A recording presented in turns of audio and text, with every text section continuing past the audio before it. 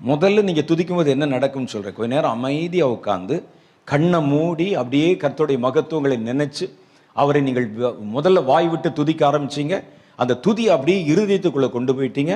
அப்படி வரும்போது அப்படியே உங்களை அறியாமல் தூக்கம் வந்துடும். நமக்கு பார்த்தா அது ஒரு சடன் ஸ்லீப் மாதிரி தெரியும். சில நேரம் பயப்பட வேண்டாம். நீங்கள் ஜெபம் பண்ண ஆரம்பித்து காத்திருக்கும் போது நீங்கள் செஞ்சு பாருங்களேன், நடக்குதா இல்லையான்னு.